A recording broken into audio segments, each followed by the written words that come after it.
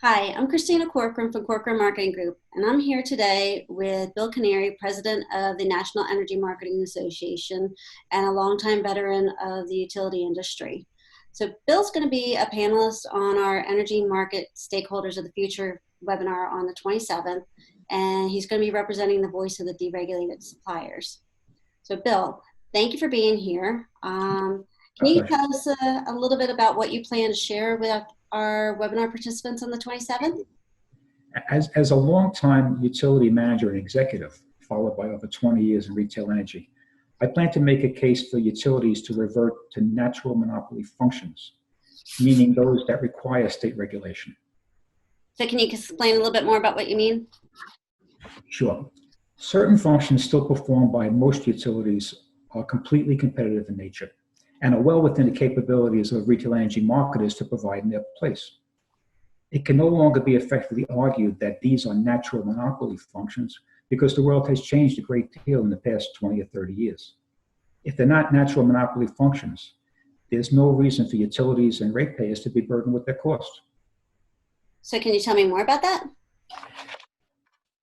I prefer to wait until the webinar where I have time to make a complete case. Fair enough. But the one thing I would add this time is sort of a mystery question. It's always going through my mind. I spent 6 years of my career as a major utility rate manager. I was involved in course of service studies, rate case preparation, and in-person rate case testimony. So I've been in the trenches. With that background, I have to ask, why is it that many utilities and regulators seem to cherish the concept of continuing to provide fully competitive services to ratepayers?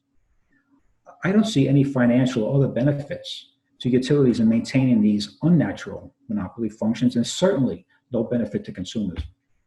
Yeah, but don't utilities often offer these competitive prices? Like in Pennsylvania, I know we had like a price to compare that you can go on the website, and usually it looks like that price is a lot lower than what the retail suppliers can offer. So isn't that a benefit to the consumer?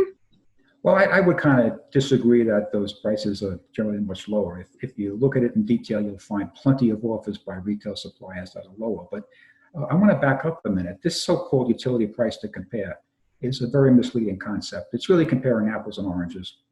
How can you compare a monthly or seasonal utility price posting to most retail marketers? 12-month and longer offers are featuring green power, clean gas attributes, and many other benefits. But this is really only the tip of the iceberg. Utility supply rates are subsidized, and many commodity-related costs are embedded in the utility delivery service charge are billed to ratepayers who choose their supply from a competitor. In effect, customers who choose a competitive supplier are subsidizing those who do not. I cannot believe that there are utilities and regulators that, after all this time, fail to realize and act on this. It's really unfair. Yeah, I mean, as me as a consumer, I wouldn't have thought of that. I thought that Pico's offers were just a lot less expensive. So naturally, a lot of times we just go with that without realizing all the other the subsidies that go into it. So it's really interesting point. It's very complicated, and I've studied this over the years very, very carefully. So I think I know what I'm talking about. Okay, well, I would love to hear more about it. Next week at the webinar on the 27th, there will be a link in the posting with this video, and I can't wait to talk to you more about it. Thank you. I'm really looking forward to it, Christina. Thank you very much. You're welcome. Thank you, Bill. Bye.